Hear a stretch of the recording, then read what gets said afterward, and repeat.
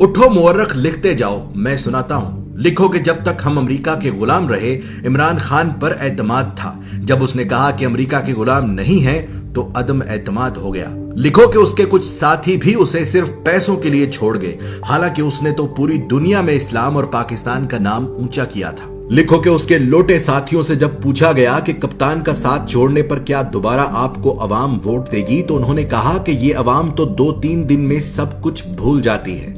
लिखो कि तारीख में पहली मर्तबा अदम एतमाद आया, और वो भी उस वजीर आजम पर जिस पर कोई करप्शन का इल्जाम तक नहीं था। लिखो कि जावेद लतीफ नामी नून लीगी रहनुमा ने सरेआम टीवी चैनल पर कहा कि हाँ, हमने पैसे देकर एमएनएस खरीदे हैं, और ये सुनकर भी इलेक्शन कमीशन नामी मुकद्दस गाय सोई रही। लिखो कि जहां एक निकाह मनसूख करने के लिए भी जज वजह पूछता है, वहां 22 करोड़ आबादी के मुल्क के वजीर आजम को हटाने की वजह न किसी जज ने पूछी, न किसी इलेक्शन कमीशन ने। लिखो कि जहां रिश्वत गुनाह कबीरा में आती है, वहां पैसे और ओहदों के लिए एमएनएस ने डायरेक्ट बोलियां लगवाई। लिखो कि जब इमरान खान ने पाकिस्तान को आजाद करना चाहा, तो उसे झुकाने के लिए सारे सियासतदान मिल गए। लिखो कि इलेक्शन कमीशन ने हमेशा इमरान खान की हुकूमत के खिलाफ फैसले किए, लेकिन वो फिर भी मुकद्दस ही रही। उसने अमीन अली गंडापुर के भाई को सिर्फ अपने हलके में जाने पर नाअहल कर दिया, लेकिन एमएनएस को खरीदने पर बिल्कुल सोई रही। लिखो कि ईमान की इस खरीदो फरोख्त ने फिर से उस अमरीकी को सही साबित कर दिया जिसने कहा था कि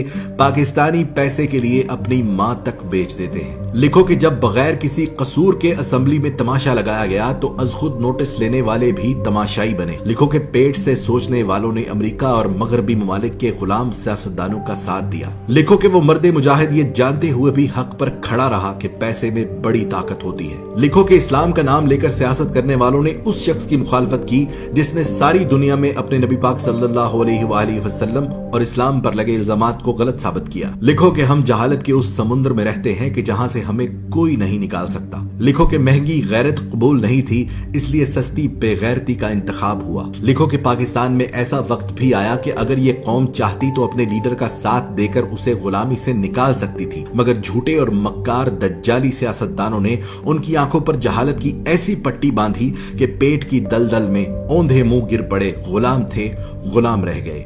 गुलामों के लिए अच्छी खबर यह है कि अल्लाह ने इस कौम पर तरस खाकर एक बहादुर लीडर दिया जो उनकी गुलामी की जंजीरें तोड़ना चाहता है। पर इस कौम ने कहा कि मैं अमेरिका और मगरिब का गुलाम था और रहूंगा। मैं गुलाम इब्ने गुलाम इब्ने गुलाम इब्ने गुलाम। वक्त ने साबित किया कि बर्रे सगीर की यह मिट्टी बड़ी बेवफा है। ये अपने जगाने वालों को खुद मार देती है। जैसे बंगालियों ने मार दिया मुजीबुर रहमान को, पाकिस्तानियों ने मार दिया लियाकत अली को, और गांधी को मार दिया हिंदुओं ने। इसी तरह इमरान खान जो पाकिस्तान को पांव पर खड़ा करना चाहता है, इंसाफ का निजाम कायम करना चाहता है, गरीब और अमीर को एक जैसी जिंदगी देना चाहता है, उसकी जिंदगी में भी कुछ ऐसा ही मोड़ है। देखना सिर्फ ये है कि क्या हमने तारीख से कुछ सीखा, क्या हमने अल्लाह पर भरोसा करना शुरू किया, या आज भी हमारा भरोसा अमेरिका और यूरोप पर है। मेरी दुआ उसके लिए जो हक पर है, मेरी दुआ उसके लिए जो पाकिस्तान का सोचता है, मेरी दुआ सिर्फ उसके लिए जिसका ईमान सिर्फ और सिर्फ अल्लाह पर है। पाकिस्तान